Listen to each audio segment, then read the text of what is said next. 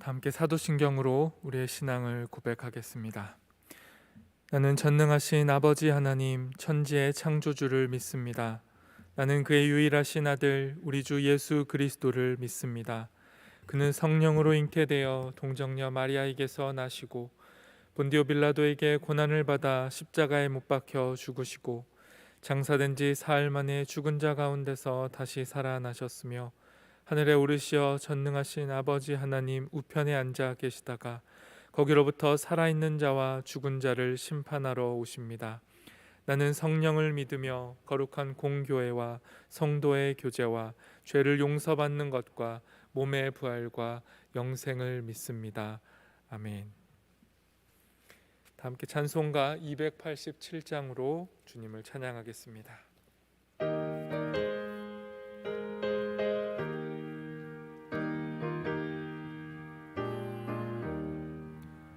예수 앞에 나오며 죄사하 받으며 주의 품에 안기어 편히 쉬리라. 우리 주만 믿으며 모두 구원 얻으며 영생 복락 면류관 확실히 받겠네. 예수 앞에 나와서 은총을 받으며 마음의 기쁨 넘치어 감사하리라. 우리 주만 믿으며 모두 구원 얻으며 영생 복락 면류관 확실히 받겠네. 예수 앞에 설 때에 흰 옷을 입으며 밝고 빛난 내 집에 길이 살리라. 우리 주만 믿으며 모두 구원 얻으며 영생 복락 면류관 확실히 받겠네. 오늘 우리에게 주신 하나님의 말씀은 레위기 14장 21절에서 32절까지의 말씀입니다.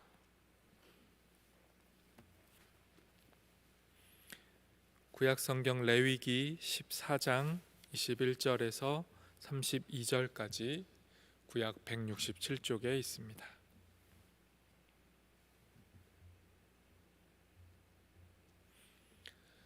다 찾으신 줄 알고 저와 여러분이 한 절씩 교독하도록 하겠습니다. 만일 그가 가난하여 그의 힘이 미치지 못하면 그는 흔들어 자기를 속죄할 속건제를 위하여 어린 순양 한 마리와 소제를 위하여 고운 가루 10분의 1 에바와 기름 섞은 것과 기름 한 록을 취하고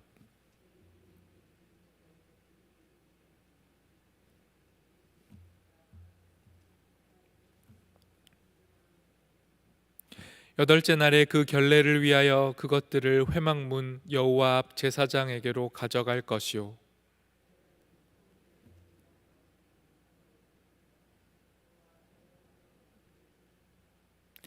속건제의 어린 양을 잡아서 제사장은 그 속건제물의 피를 가져다가 정결함을 받을 자의 오른쪽 귓부리와 오른쪽 엄지 손가락과 오른쪽 엄지 발가락에 바를 것이요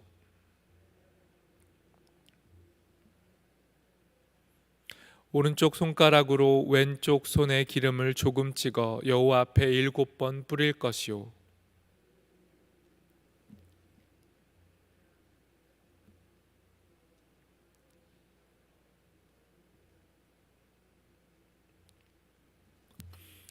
또 그 손에 남은 기름은 제사장이 그 정결함을 받는 자의 머리에 발라 여호와 앞에서 그를 위하여 속죄할 것이며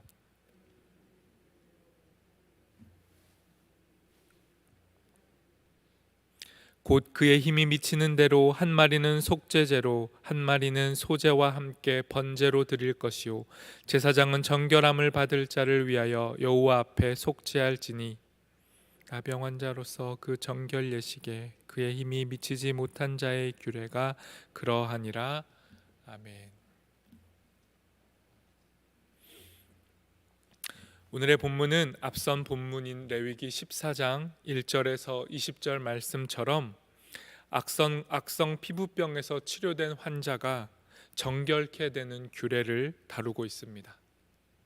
그런데 차이점은 오늘의 본문은 가난한 사람들, 가난하지만 하나님께 예배하기 원하는 자들을 위한 규례라는 것입니다.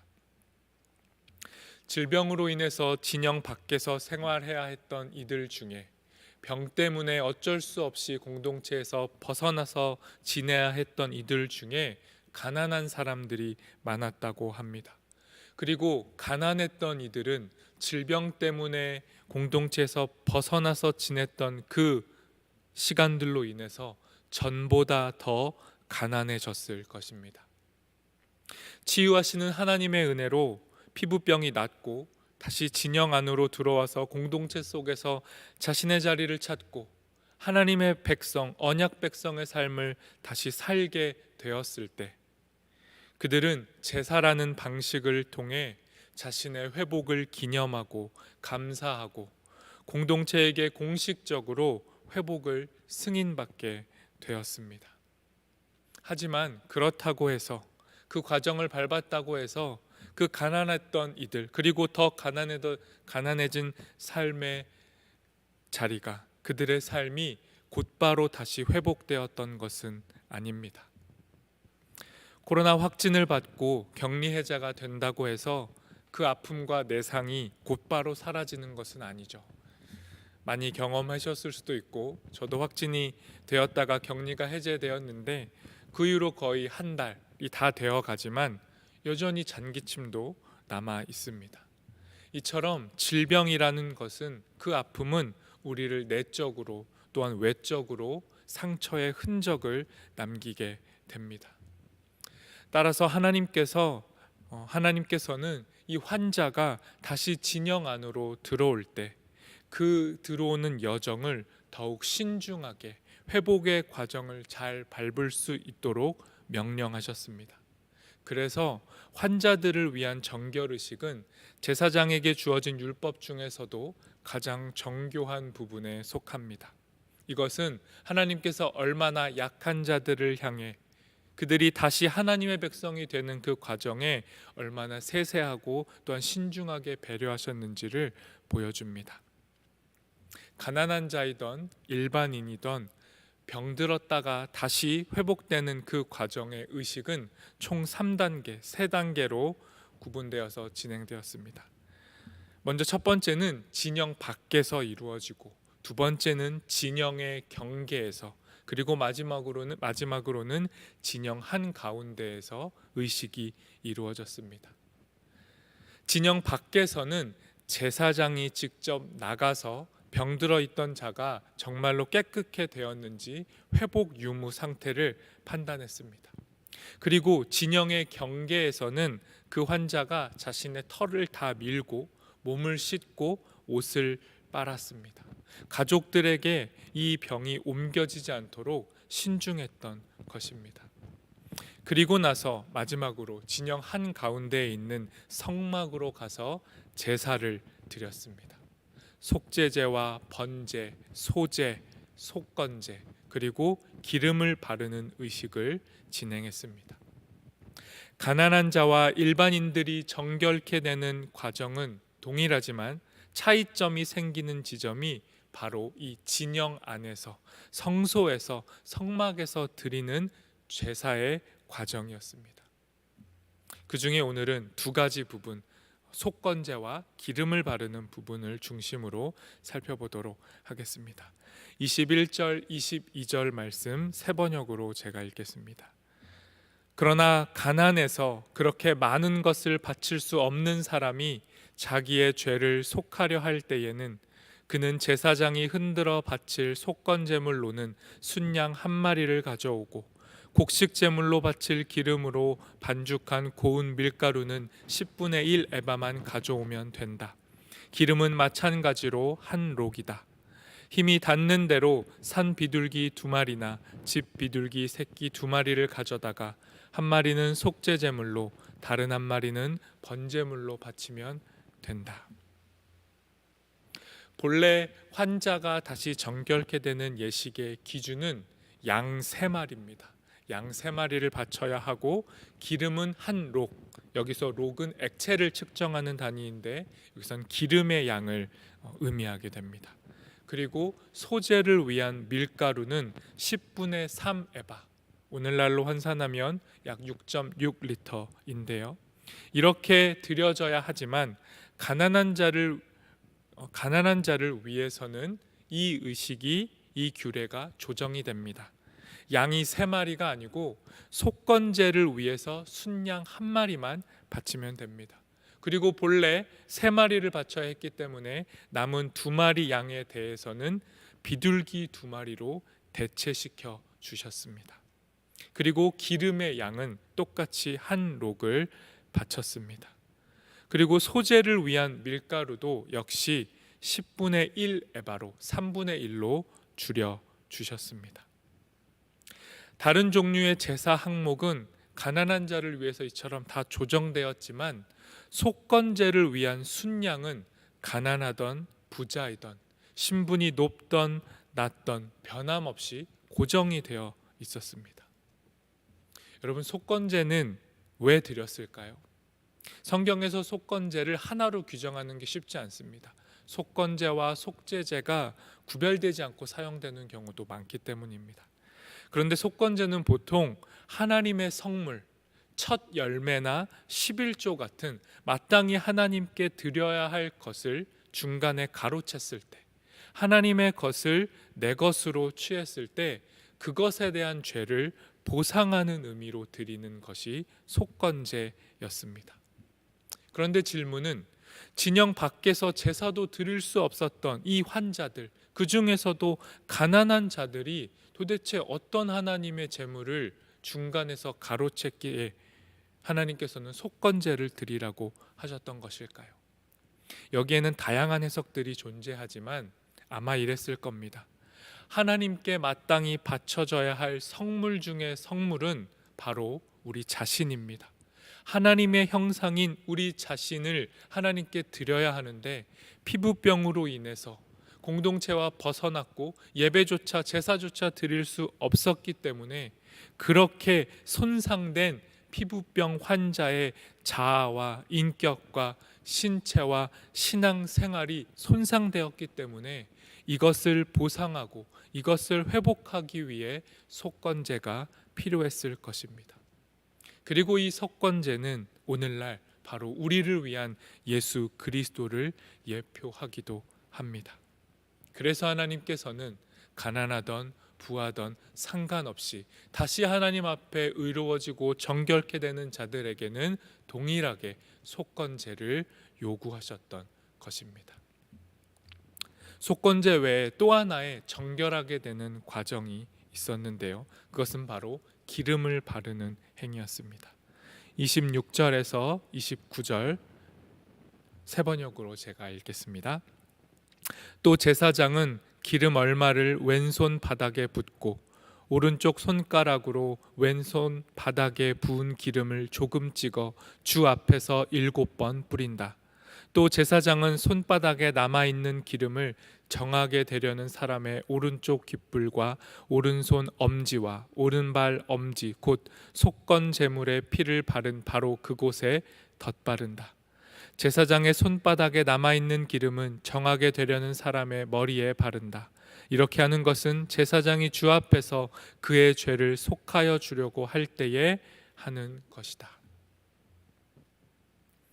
속건제의 제사와 마찬가지로 제사장은 깨끗해지는, 다시 정결케 되는 환자에게 기름을 부으고 발랐습니다.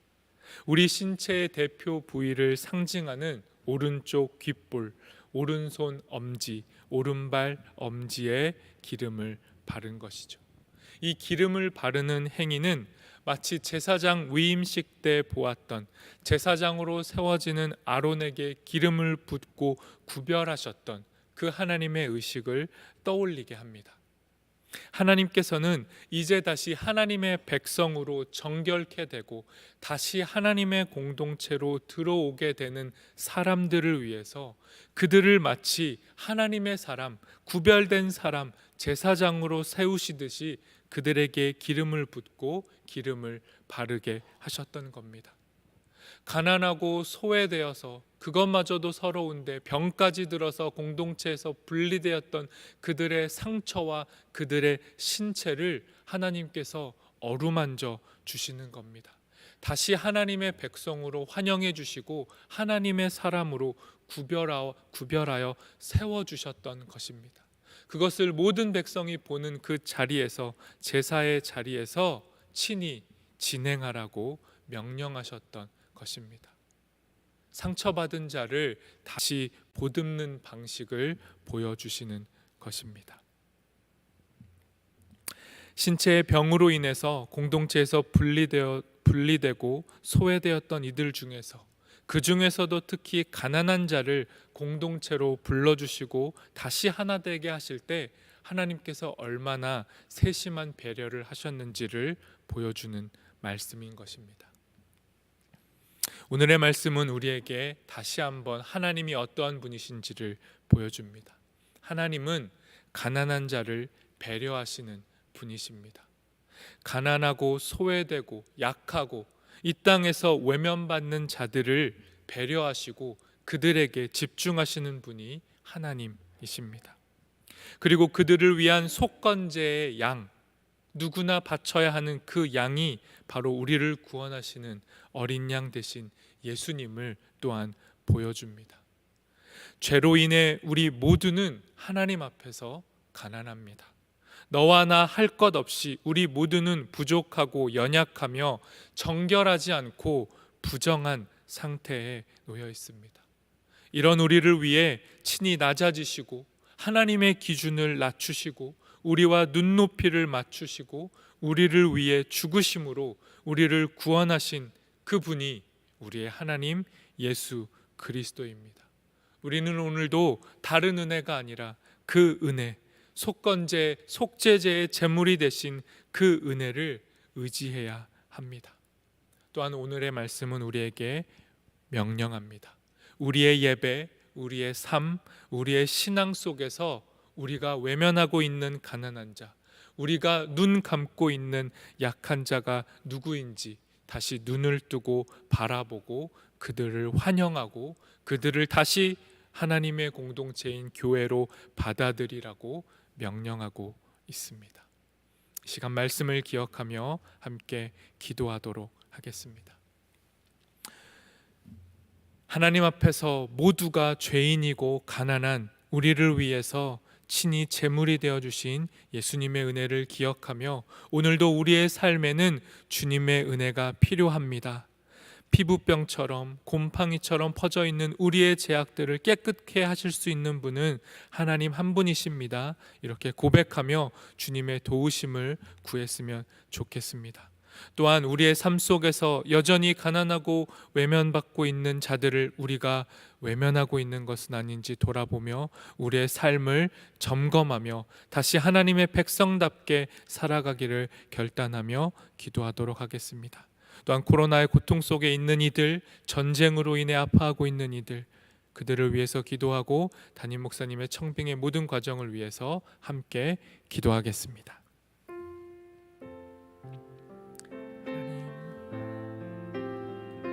우리 모두는 주님 앞에서 가난합니다. 주님, 우리의 육신과 영과 신체와 정신과 우리의 온전한 모든 것, 그 안에 있는 부족함을 주님이 아시오니 오늘도 우리 가운데 오셔서 예수 그리스도의 보혈로 우리를 깨끗하게 치유하여 주시옵소서. 주님의 보혈이 우리를 다시 한번 하나님 앞에 의로운 자로 정결한 자로 세워주시니 감사합니다. 주님의 은혜를 기대하게 하시고 주님의 은혜만을 의지하는 하루가 되도록 인도하여 주시옵소서. 또한 우리의 삶 가운데 있는 가난한 자, 하나님은 그토록 그들을 배려하셨는데 우리는 외면하고 있는 자들이 있다면 그들을 다시 기억하고 우리의 시선에 품고 그들을 섬기고 그들과 함께할 수 있는 우리가 되도록 결단을 도록 우리 가운데 함께하여 주시옵소서. 여전히 가난하고 약한 자들이 있습니다. 코로나로 인해 고통받는 자들이 있고 전쟁으로 인해서 신음하는 자들이 있습니다. 우리 주변에는 이처럼 가난한 자들이 여전히 함께하고 있습니다. 주님, 그들을 깨끗게 하여 주시고 그들을 정결케 하여 주시고 그들을 다시 회복하게 하여 주시고 그들을 다시 교회의 품으로 인도하여 주시옵소서. 이를 위해 우리의 기도가 우리의 실천이 옮겨질 수 있도록 우리와 동행하여 주시옵소서.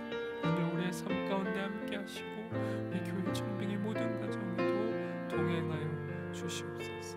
주님, 우리와 동행하여 주시옵소서.